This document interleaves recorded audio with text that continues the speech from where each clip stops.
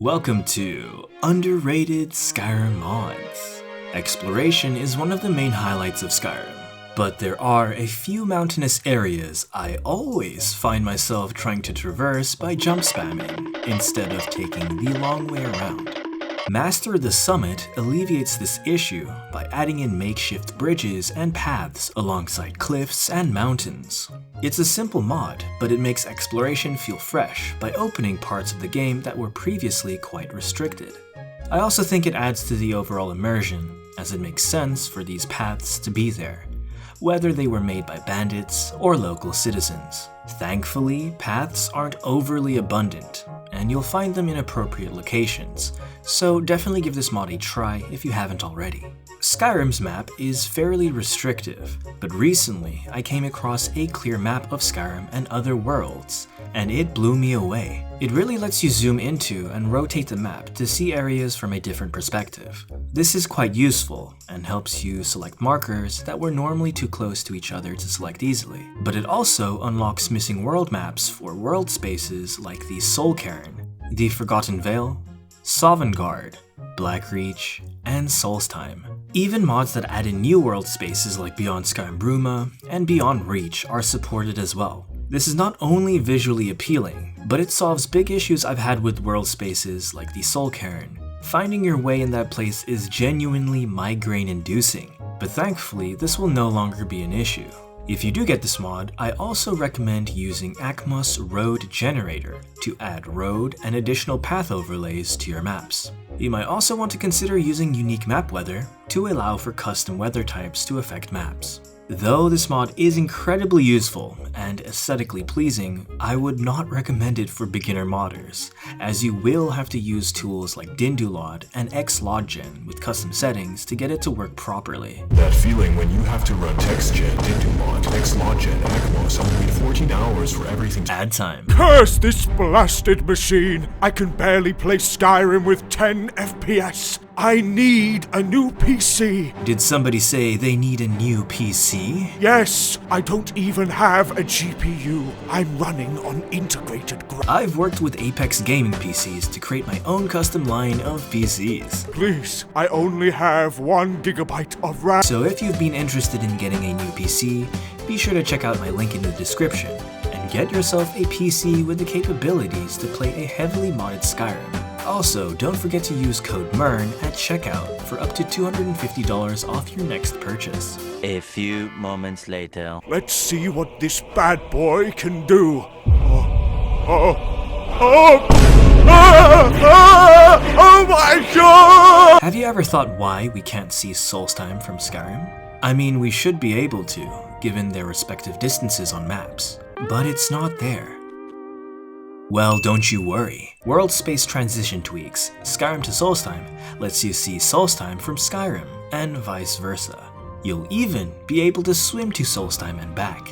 Now, it isn't fully seamless, but as you approach the boundary of the world, you'll see a message notification informing you are now entering a different area. Keep going and you'll enter a loading screen and switch world spaces. It is a fantastic feature, and quite literally bridges these two worlds together. When exploring the northern parts of Skyrim, it feels very natural to see Vardenfell and Solstheim in the distance. You'll even be able to see the plume of Red Mountain, and this is incredibly immersive.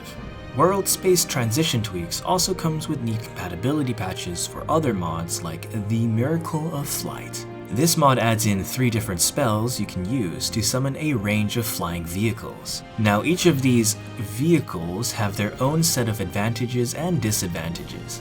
First up, we have Heathoth's floating disc. Coming in with an average top speed and agility, it might not be all that impressive, but it lets you detect life, making it very useful for avoiding hostiles. Next up, we have the Dwemer Recon platform.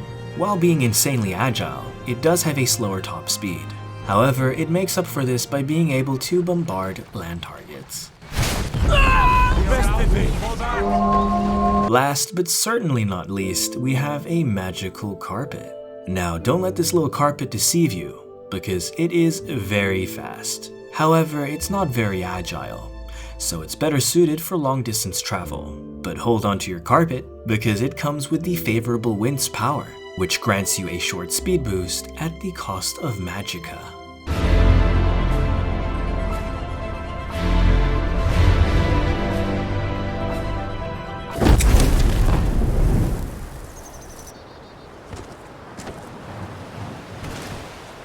Like I said before, you can use these vehicles to fly to Solstheim with a patch. Just make sure you avoid colliding with any icebergs on the way. I don't know about you guys, but I love the Shrine of Azura. It's the largest landmark in Skyrim and adds so much to the atmosphere when exploring Winterhold. Now, some of you may know Mandragora Sprouts has released an incredible Azura statue, but it doesn't replace the original statue. However, let's change that with Xstudo's Daedric Shrines patches to replace Azura's statue and increase its size to make it even more noticeable from a distance. It's not for everyone, but I personally prefer this to the original.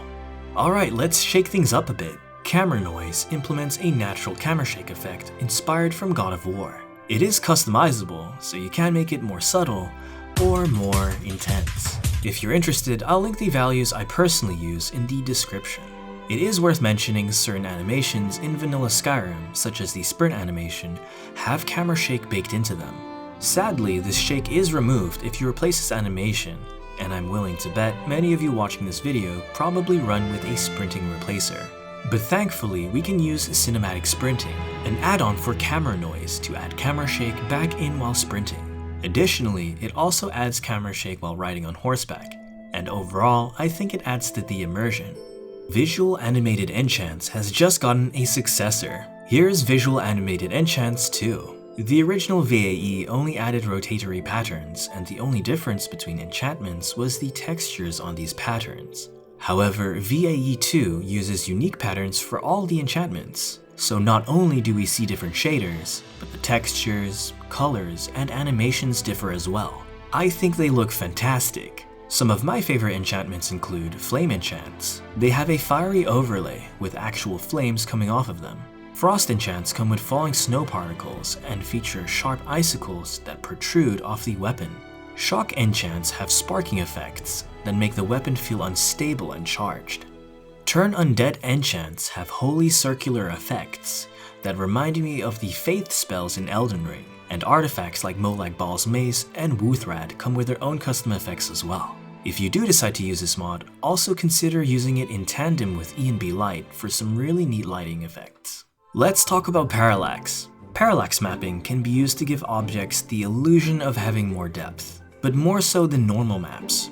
Unlike normal maps, parallax maps adapt depending on the angle you view them, and so we get more apparent depth, and this effect can help materials look very realistic. We first got parallax back in 2020 with the release of SSE Parallax Shader Fix, but this parallax was quite simple. Though parallax textures did help give objects more depth, they would not react to light dynamically. However, a few months ago, Boris released Complex Parallax for E&B. This new kind of parallax is much more believable, as you get real dynamic shadows, and we're now seeing an explosion of new parallax textures. Though you might notice the tiling of parallax textures a bit more, I think we've reached a stage where it's a good time to start using parallax. MystiriousDawn has recently released some amazing terrain parallax textures, ranging from rivers, to forests, to coasts, and more.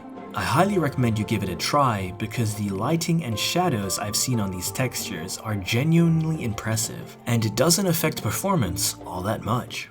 Evil Dead Trees is a criminally underrated tree mod that adds dead trees to parts of the game that are considered evil, like vampire and hagraven lairs, ruins, and Daedric shrines. This is a very simple mod, but it helps to give these areas a more ominous atmosphere through environmental storytelling, and you'll think twice when entering an area with dead trees.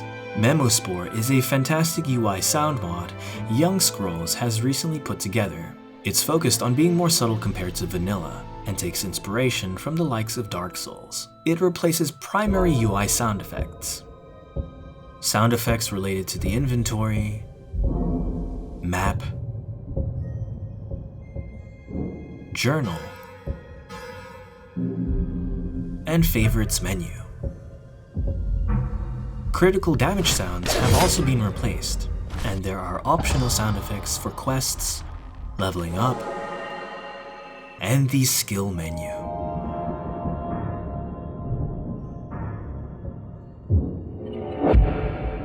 And that concludes the video. Thanks for watching till the end.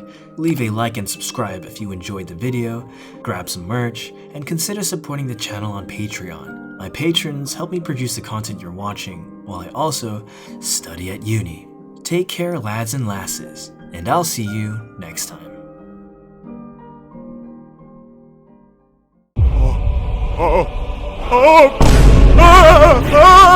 Oh my God!